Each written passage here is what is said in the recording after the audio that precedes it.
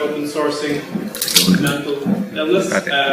I know Ed through the Distill podcast. I don't know if anyone else listen to the you should now. Podcast. Ed is the one that's not grumpy. To be fair, I'm pretty grumpy, but not officially named that. So Ed is a beacon in the open source community, well known for his web development work and contributions to both open source projects and communities around them. So we're very fortunate to have him here to speak. So Ed, thank you.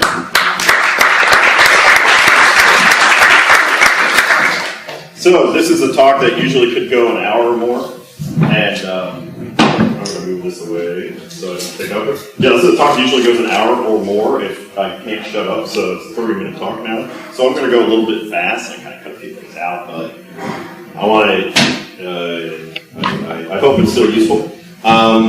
This is a talk called Open Sourcing Mental Illness. This is different than talks I've given before. At conferences. Usually I talk about tech stuff, but today I'm going to talk about mental illness, my own experiences with it, and talk a little bit about kind of what it's like, what the kinds of folks who have problems like this need, support-wise, and just to kind of talk openly about this. Who am I? I'm a dad and I'm a husband. I'm a developer type person. I've done like full stack development down like MySQL and Postgres administration all the way up to like JavaScript and CSS and stuff like that. So I've been doing that for a long time, like 15 years. And I'm occasionally I write music, electronic music kind of stuff. I'm also a big nerd. I collect video game consoles and I like building stuff, and I'm just that kind of person, right? But I also have a mental illness, and I guess really a couple I've been diagnosed with. But I'm just here as a person, I want to say. I'm not a doctor, I'm not a psychologist, I do not have any official training in this area. I have experience with it in terms of what has worked for me, in terms of trying to be actively involved in dealing with this condition that I have. And I'm just here to talk about what it's like to have a mental illness from my perspective, as a developer specifically, and to try to raise awareness about these things. So to talk about my diagnoses, the key thing that I've had, at least lately, is I've been diagnosed with this generalized anxiety disorder. And the short version of that is I get weirded out about things and stressed out about things that, when we talk about normal people, or if you might say neurotypical people, they have sort of maybe kind of like, I'm a little nervous about doing this kind of a thing. Like, I'm going to travel on this bus, and I've never done on a bus before. It makes me a little bit nervous. I'd be the kind of person that's like, I have never traveled on a bus before, and I don't understand it, and there's no way I will do it, because it is crippling. It actually affects my ability to interact with things, to do things, and stuff like that. And I think that's sort of the key difference. I had depression as a big part of that, particularly when I was a teenager. And when I was actually 13, I was diagnosed as depressive, and I've dealt with that. And I think anxiety and depression are both intertwined for a lot of people. And as we'll kind of go into it, I'm talking about a bunch about the chemical stuff behind it, the biology behind it, but effectively depression and anxiety, serious depression, serious anxiety, people who've been diagnosed with those, what they're going through is their body's going through major stress responses, but unfortunately almost all the time. They're having lots of hormones released in their body, the same kind of way you have a fight or flight response, like in an animal situation. But the problem is we don't live in a culture where I'm a zebra and I run away from a lion. We live in a culture where we have stress things coming up all the time, and the appropriate response is not to either kick the shit out of the thing or run as fast as we can away from it. We have to have other kinds of things. And certain people have certain predispositions to have issues with that genetically or things of that nature. Anyway, the point is, I have generalized anxiety disorder. The other thing that I have is adult ADD. It's adult ADD because I was diagnosed when I was 27 with it. It would have been probably convenient if I was diagnosed in school with it, because maybe I would have done better in school. I was the kind of kid who I did really well, and it was in like advanced classes and like special kid classes for smart ones, not the other way around. Classes for like all through elementary school. And then when I got to junior high, and I didn't just sort of like know how stuff worked, and I actually had to work at it, and I had to like learn, say, algebra and learn things like that, I did super, super shitty, and my grades went just tanked big time. And part of that was also, I was going through a really depressive period in my in junior high. I had a really bad time in junior high. I was bullied and shit like that. Anyway, but adult ADD is a major thing. In high school, I had the third lowest GPA in my class, and I had the third highest SAT score in my class. I don't think I ever completed any night all of the homework that we were assigned. But I did okay. But I always had a lot of trouble with that, and I didn't really understand why. That was a hard thing until I was diagnosed, like I said, when I was 27 with that.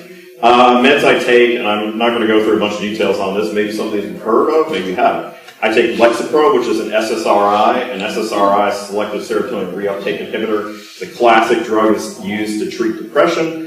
It is the first drug that was released on the market in that family with Prozac. Buspar is a drug that's just used to treat anxiety, but it also seems to be effective in enhancing the effectiveness, or it seems to help the effectiveness of SSRIs as well. So you'll see people take an SSRI like Lexapro, and they'll take Buspar at the same time as well. Strattera is a drug which is specifically for treating adult ADD. It is one of the only on the market in the U.S., I think maybe the only one, or maybe there's a new one I had heard, that is not an amphetamine. Everything else is, and that's why kids always want to take ADD medications when they're in college and make them stay up a long time because they're taking speed. And then Klonopin is something I take as needed, which is a tranquilizer. It helps me deal with anxiety. I took one this morning because I was freaked out about the fact, like, how am I going to get over here? What's going to go on? And that kind of helps me deal with that and not have an extreme, like, oh my God, I'm sweating, freaking out kind of reaction to things. And that's the kind of stuff that I deal with. So to talk a little bit about what it's like, I think one of the strongest things that I have is that I have this intensity of emotion.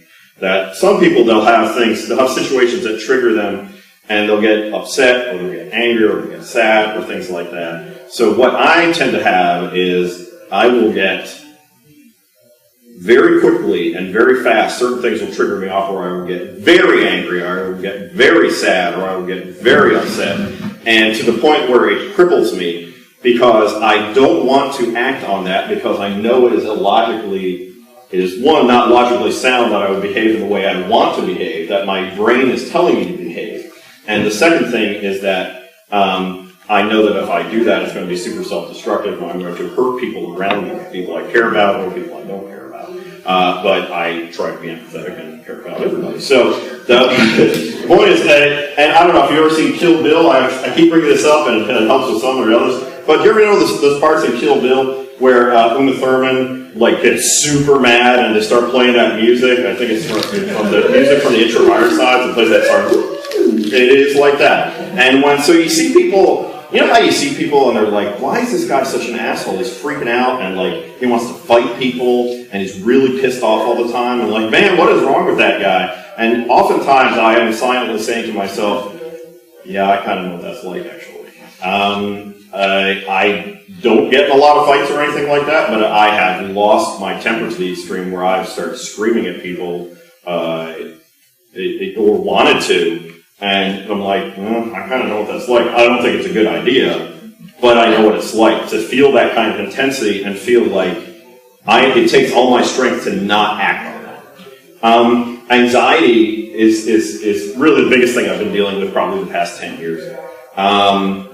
The big deal for me is that it's not sort of like the anxiety you have. It's like, man, I'm kind of freaked out about this. Well, this is a little bit like Monday. I don't want to go back to work. I'm kind of a little worried about talking to manager Bob,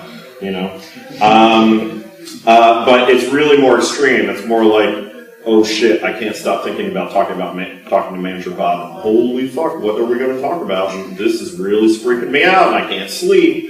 And maybe if it gets really bad, I start sweating, and I don't want to talk to anybody because I'm going to yell at them if they do, and I'm super stressed out, and I have a kid, and I'm going to yell at that kid if he does anything that even remotely annoys me, and stuff like that. If you ever had a kid, they do shit that's going to annoy you every 15 seconds. And so it's kind of like, I would like to not be a gigantic dickhead to my family and stuff like that, but it gets hard when you feel like that all the time. A friend of mine told me, said, I find the challenge to be explaining to folks how it's not like their anxiety about a job interview or Mondays. It is crippling. It is feeling your body. Really what it is, it's your body. Well, it's your brain. And your brain is feeding all this stress response stuff. And it's telling you, holy shit, you need to be really fucking worried about this right now, so you better do something about it. But the issue is I'm just sitting at home. And there's nothing I can do about it. I can't be like, I gotta talk to you now, Bob, and it's like, 9 p.m. and, on a Sunday, and he's like, dude, I'm just, hanging out with my family. He's like, and I'm like, no, I gotta talk to you right now. You can't do that. That's not appropriate in our culture, right? And I've had physical manifestations of that. When I get really freaked out, what happens to me is that I get a knot. It feels like a rope. And if you have a rope with a knot, and you know how when you twist it, and you can hear that sound when rope twists, and you hear it going like that, that is how it feels at the bottom of my sternum when I get really stressed out and I get really anxious. I also used to have IBS. Do people know what that stands for? Irritable bowel syndrome. So the short version is that it makes you feel like I really need to shit my pants right now. I need to poop right now. And oftentimes, it got so bad when I was in my early 20s and mid-20s that I was afraid to travel more than 10 minutes in a car or in any way that was not around the bathroom. I obviously overcome that because I flew out here in Indiana. And, that thankfully I've dealt with. There's some physical stuff to do with it. And also, I think, just how that manifests itself and me being able to control my anxiety better helped with that. But that is a classic thing that's tied into it. That sometimes it can have biological factors that feed into it. But at the same time, if you're having stress responses, a lot of times those stress responses feed into how your body works, because it is, say, flooding your system with all sorts of chemicals and shit like that are not the chemicals you normally work with. And one of the issues you run into is that it affects things like your immune system, your gastrointestinal system, your heart rate, your blood pressure, and stuff like that. So that's a huge thing. Problems focusing, it deals with adult ADD. You have some days where some folks will be like, I don't know, I'm just kind of screwing around and reading RSS feeds or reading Reddit or something. I didn't really get any work done. Well, I would have a thing where it's like, I did that for 2 weeks and didn't do any work, right? Or it was like, I particularly, if it wasn't something I was interested in, it was not just like it's kind of hard to do that. It was like, it is impossible for me to make my brain stop telling me not to do that and to do something else. And I still have some struggles with that, but the medication I take helps with that, to modify that, so maybe I have a day that's bad and not a week or 2 weeks. One of the things I talked about, touched on this a little bit, is I have these spiraling kind of chains of thoughts. And so if I see a negative outcome, I see something is happening that's going to make me a little bit nervous. What I tend to do is I construct step A, B, C, D, E, F, and at F, it ends up I'm fired and poor and homeless. And step A was like, my manager wanted to talk to me about something. And so that is a classic example of you have these kind of spiraling chains of thoughts, and I'm able to construct outcomes really quickly. And it's hard for me to tell myself, that is a very unlikely outcome for all of those things to happen and things like that, and realistically it's not going to be like that. But no, I'm really, really good at that. Before I really started treating this stuff better, it was very problematic for me. I wouldn't be able to sleep. I would be nervous all the time. That feeling of that chest pain or those anxiety things, it would be constant. And of course, the people who are around you are like, why are you acting like this? And you're kind of like, I don't know, I'm just kind of upset right now, because it's not obvious. It doesn't make sense. Why are you this freaked out about it?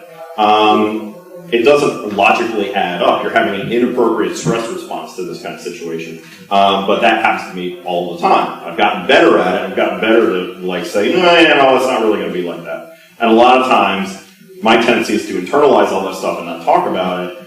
If I talk to somebody who is going to, listen to me, a lot of times I can talk about it, and that kind of calms things down, and they can say, yeah, I dig it, but you know what, probably what's going to happen is this. Well, why don't you just talk to them about what you're worried about? And the person is probably going to be empathetic to you and things like that. Kind of with the same thing, I tend to obsess on negative events. One time when I was in 3rd grade, I had remember I talked about when I was a kid, I didn't like doing things that were like homework. I was just like, I know the answer because I was raised in a family that we spoke very good grammar, and it was just natural for me. I just understood how this stuff works. So typically I would not actually have to work at stuff. I just knew how to do it throughout elementary school. But when things came up that I actually had to do some work on, I was fucking terrible at it, and I would never get it done. So in 3rd grade, I had some kind of spelling workbook I was supposed to work on for the whole year, and you were supposed to do that outside of class, and that, of course, did not happen for me. What happened was at the end of the year, I was supposed to turn it in, and I had like 100 pages that I hadn't done, right? And I don't even remember what the outcome was. Like, I don't know, they probably just the teacher probably gave me an incomplete or something like that for that and figuring out the grade. It was fine. I actually got past 3rd grade and everything fine. I didn't die. But I still sometimes think about that and feel guilty about what I did in 3rd fucking grade. I cared about that. And I still, I'm almost 40 years old, and I'm still thinking about something that I did that I messed up and feel guilty about when I was 7. Unwanted thoughts is the kind of thing, I used to have a lot of problems with this, but I'm kind of better with it. Maybe I'm more comfortable with the fact that I have a lot of inappropriate thoughts, and that's just kind of normal, and now I just make jokes about them, and I'm comfortable with that. But I remember when I was in 7th grade, I had some period of like a couple of years where I would constantly think of the least appropriate thing, particularly if I was in church. Like, it would be these really stupid jokes, like, what if the priest farted, or something like that. And I'd be like, but the problem is, I couldn't get rid of these things. They keep popping into my head. And I'd be like white knuckling it behind the pew, because I'd be like, shit, I'm not supposed to laugh about this. Because it's not appropriate to laugh in the Catholic Church in the middle of these things.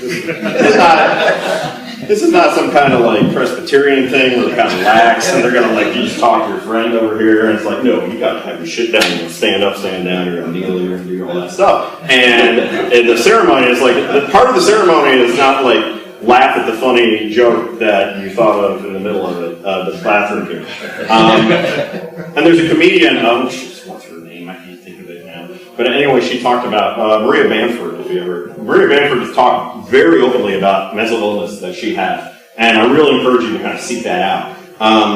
But Maria Bamford talked about how, like, she had these thoughts. When she was in church, she was like, she'd be constantly thinking about stuff. And I've had this kind of stuff too, where it's like, what if I went up and chopped up the priest with a knife and then I pooped on the altar?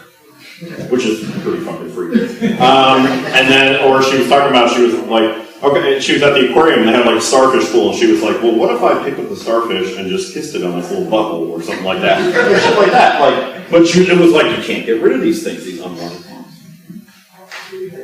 The big problem that you get into when you have this stuff is that because we don't talk about these things, you feel alone and you feel unlike anyone else. You feel like there's something wrong with you because your brain acts this way, and it seems like everybody else's brain acts a different way. And that's the big problem, because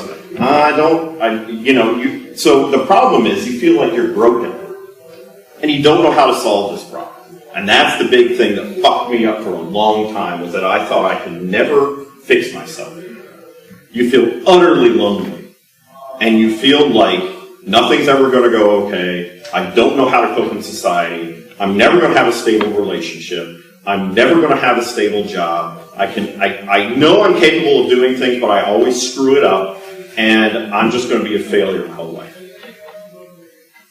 And for me, that led a lot into things like suicidal thoughts, and people call it like suicidal ideation, where they have constant thoughts about things, where you're not necessarily like, you think about what it would be like to commit suicide. You think, and you have like even simple thoughts. I remember when I was a kid, I was a teenager, I used to think about, like, my natural reaction was just like, I just wish I could put a gun in my head. And I would think about that like all the time, like 20, 30 times a day.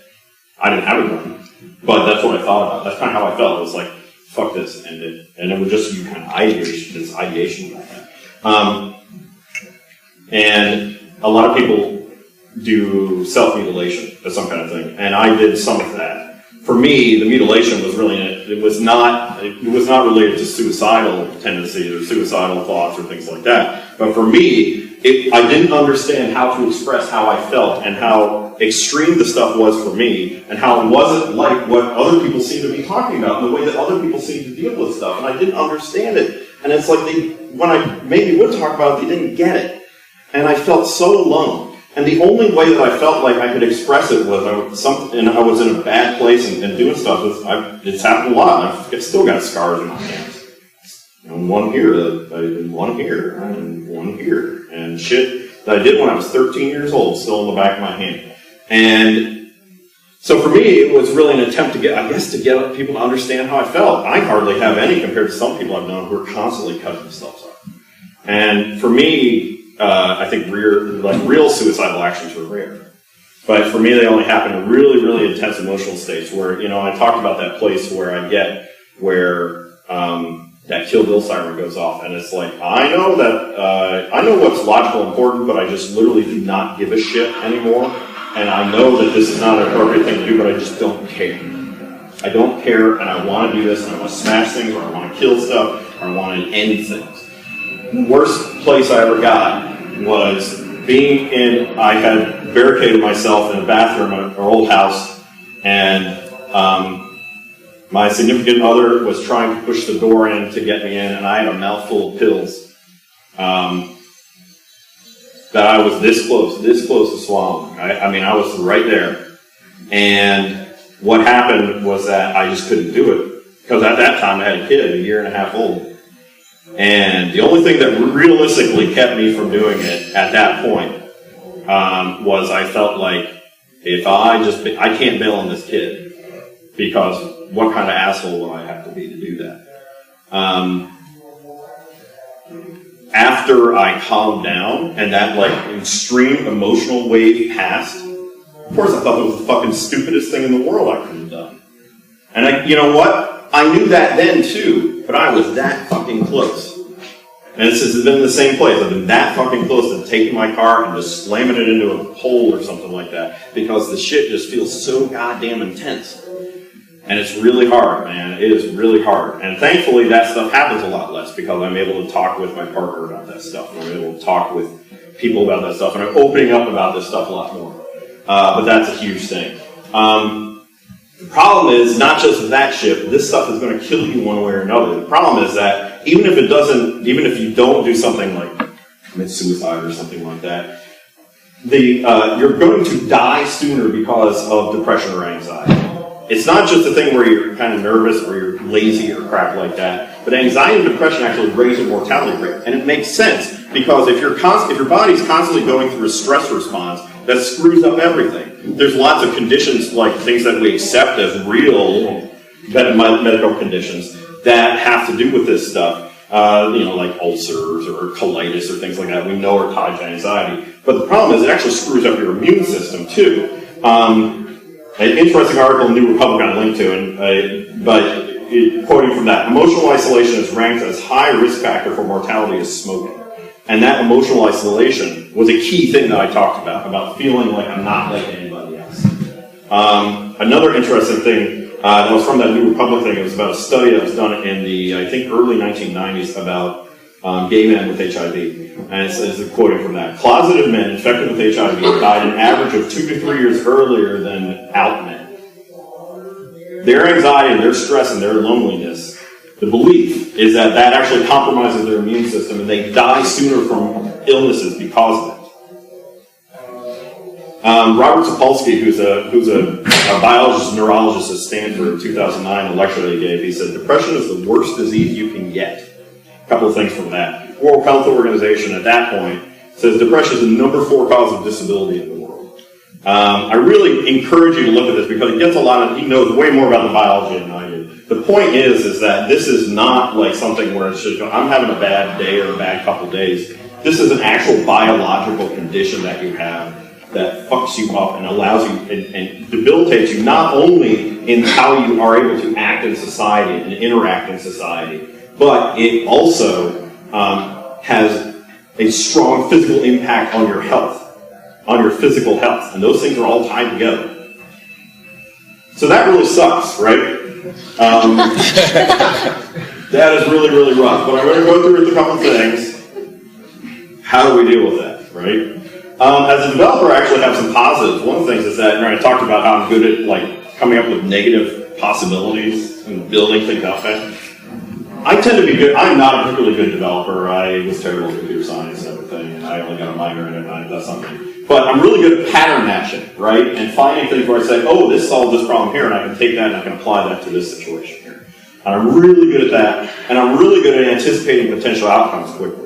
Particularly when I'm thinking about security stuff, because I've thought a lot about, how do people interact with systems that we build, like web applications that we build? And what are the ways that they might interact with it that's going to fuck it up? I'm really good at that. That's one part I'm really good at, because I can say, oh, well, if this happens, well, they could enter in XXY, and then that would inject something into our database and blow it up or something like that.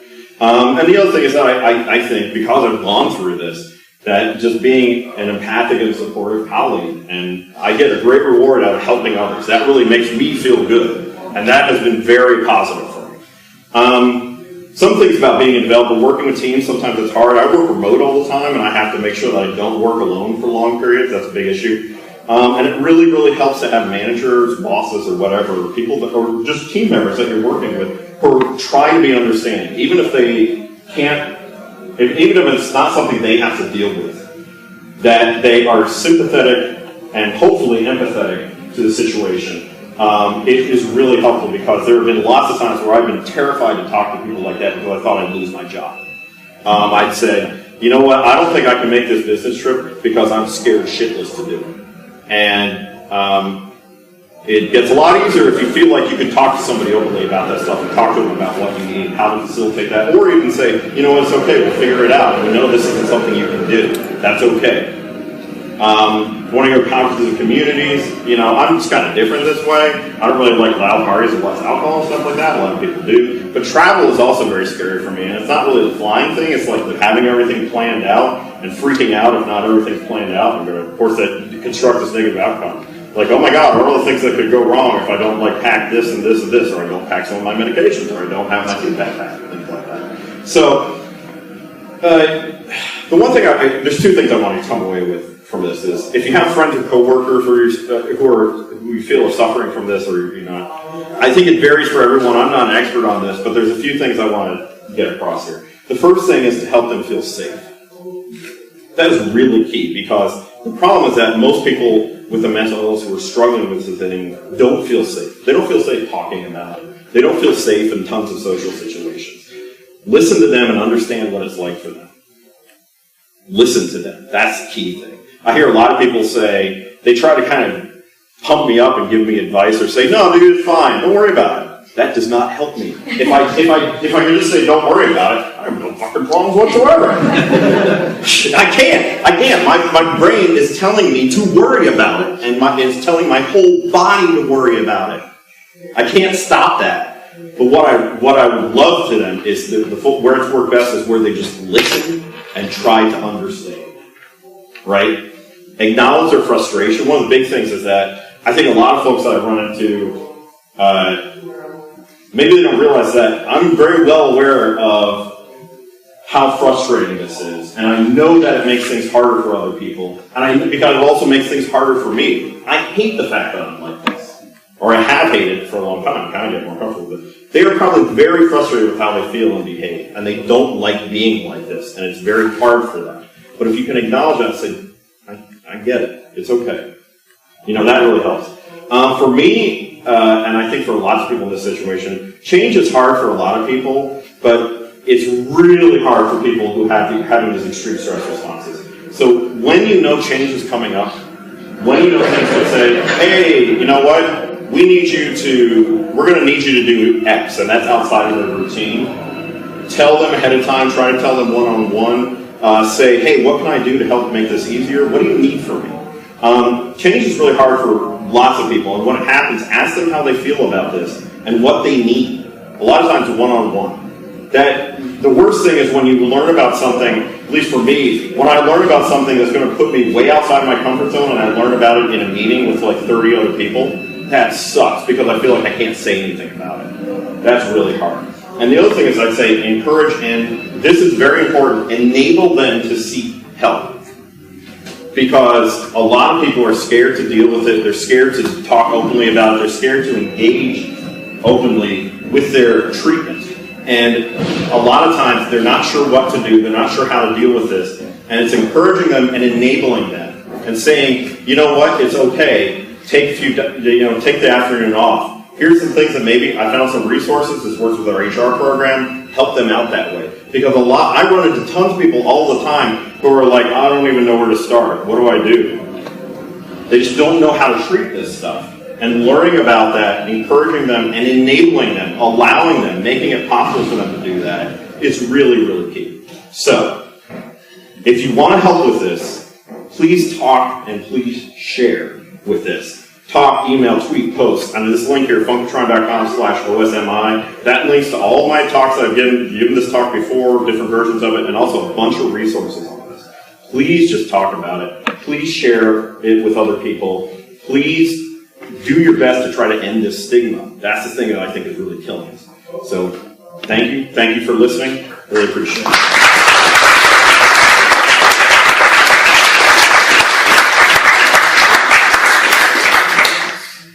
Thank you very much. That was very efficient. Thank you. Appreciate it. Yeah, we have some time for questions. Ed is happy to take some questions now, he said, or you want to come up and talk after the presentation. Ed will be here, or round about the rest of the day. So, anyone any questions now? Yeah, please go. So, have you tried both Adderall and Strattera? Yeah, I took Adderall first. How do you find the differences? Well, it's pretty different between like taking speed and not taking speed. Adderall made me feel awesome for a couple weeks, and I have a coping relationship with food, and that's why I'm not particularly skinny. And Adderall made me not hungry and feel really upbeat and have tons of energy, which is what speed does. And the problem is that if you take the same dose every day, for me, what happened was, as with most drugs, or at least a lot of drugs, you get used to it, your body gets used to it, so you don't have those same sort of like awesome upsides. For me, what I ended up with is I just kind of felt anxious after a while. So it wasn't a good fit for me. Now, some people have great success with it and are very comfortable with it, and it helps them a lot. One of the things I want to come out, I never want to tell people, well, take this drug, because it varies for everyone. We do not have a clear enough understanding of why things work, and for certain people and not other people is very complex. We do not have a great understanding of how the brain and the physiology work together. So, but that was my experience with it, and that's why I don't take Adderall or other similar medications, because Strattera helps me and doesn't make me feel anxious. So that's why I did that. Anyway, other questions? Yeah, please, go ahead.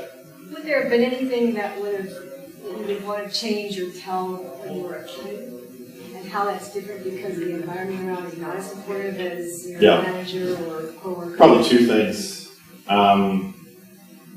Mine is just family stuff, and I have a great family, but there were things about that, about how I was the last of 9 kids. It was also separated in age from the rest of it, so it's kind of like an only child. But they were also very hands-off because it was the last one of 9.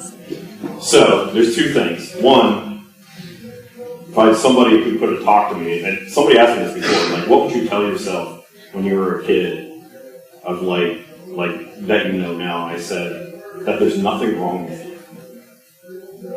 That's the first thing. The second thing is that I was bullied really bad in junior high, and it dramatically affected how I viewed childhood. To the point where when I knew I was having a kid, I was scared to death. And the other thing, I would do things like if I would see children's books, I was like 25, 26 years old before I had this. I would get melancholy. And if you know, melancholy is not just like kind of bummed out, that's like a darkness that won't go away. And I was when I see things associated with childhood, it essentially tainted my childhood and my feelings about childhood. Bullying as a child is one of the hardest things to deal with, and those of us who can't deal with it in a certain way or go through it and it's really traumatic and they really feel isolated and alone, it just screws you up so badly. It is just a severe trauma. And what you find is that people who have a short thing, I really encourage you, my slides will be online, and Sapolsky talk is at funkatron.com/OSMI is linked from there. I strongly encourage you to look at the Sapolsky stuff and then keep reading about it. One of the things they find is that people who have this genetic predisposition to having having really severe depression, they don't not naturally get it, but what they have to do is usually they have to go through 3 or 4 serious stressful events. And I guarantee my whole fucking junior high, probably for 1.5 years, was a stressful event. And I guarantee you, if I didn't have to go through that, it wouldn't be like this. And I wouldn't have had the same struggles that I had to. So, that's a huge thing. And that was probably those were probably the 2 biggest things for me. That bullying stuff when I was in high school made me feel so alone and isolated. And I was actually a pretty happy kid most of the time. I tended to cry a little easier than a lot of kids. But I was pretty okay. And that really screwed me up. And so that was one of the hardest things, is that is seeing bullying we're much more aware of it now than we were in late 80s when I went into junior high. And it's just an enormously traumatic thing for a kid to go through. Yeah. When you were bullied, did you A, get a chance to talk about it, and B, like, if you saw a kid now, could you pinpoint some maybe warning signs that child is being bullied but wasn't talking about it? A, no. There was nobody. There were no identified resources. No, not at that time. And I think that in my impression is that things have gotten better, but no. And there's still kids falling through the cracks. A couple months ago, a 13-year-old girl had been getting bullied. She hung herself behind, like on the bleachers outside of junior high, just 30 miles from where I live. Shit, like, what the? It's ridiculous, right? So it still happens. Still happens all the time. And second thing, identify stuff. I just talk to the kid, usually, because I'm terrified that my son's going to have the same kind of issues. Thankfully, he hasn't, and he seems like he's doing good, and he seems to handle stuff well. But I'm terrified of he having to go through it. Identifying stuff would probably be, what I did was I was scared to go to school. I would call in sick all the time, and I would fake sick all the time because I was scared to go. Because I didn't want to deal with stuff. Didn't talk, I didn't have anybody at home to talk to about what was going on in school. That was a big thing. Interacting with, so kids who seem withdrawn, don't like talking about that kind of stuff, feel like they're hiding, they don't want to go to school, scared, ask them why. What's going on, right? And I didn't have that. And it was bad. It was really bad. So I guess that was a key thing for me. Now, somebody who actually has some training in this and dealing with kids would have better information to give you, but that was kind of my experience, and those are things I tend to try to watch for in my own and other kids that I see. So. One more, yeah, please go ahead. Sorry. I was wondering if you have any resources or have seen any companies or organizations that have been really good at creating a supportive environment for mental health needs.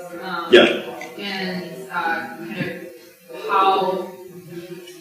whether you've seen any organizations go from not mental health aware to mental health aware. My experience level with that is not great, and there's going to be people who are probably more involved in that thing and are going to be able to touch on that. But one of the things I can say is that there's a lot of good resources that I list on the website. I took them out of this talk because I'm shortening this up, but you go to funkatron.com/OSMI, that takes you to a lot of stuff.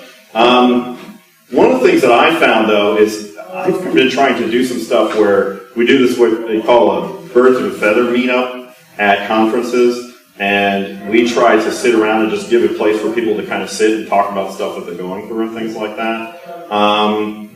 I would say keep an eye on like what Engine Yard's doing, because they brought me in to talk about this, and I think they've got some other stuff going on. And I think as an organization, they're going to really be trying to help with this stuff. So I don't have a lot of good insights, because of just the places I've worked. I haven't had an experience where it was like, whoa, we're going to do a big push for this, stuff like that. But I think that you can actively do that and just try to raise that awareness. And I think, sort of on a grassroots level, I would say actually at the place I work, Fictive Kin, which is very informal, there's only 14 of us to start kind of thing. I think we've become more aware of it as I've felt like I can kind of talk more about this stuff. I think that's helped a lot. And that's on a small level. I'm not sure exactly how you'd make that scale to larger companies. But I bet there are very smart people who have way more experience with that. So I'd say start looking at those resources, and the more we talk about that, I think we're going to be able to talk more about it. There's one place I want to say, there's a website called devpressed.com, devpressed.com. That is a forum specifically for folks who are developer types and things like that to talk about mental illness issues in a safe place. And that's a really cool way, I think, to start exchanging notes, talk about that. That would be a great question to start to ask right there. So that'd be a place I'd highlight as something to where we can kind of do that. So, okay, I think that's all we have time.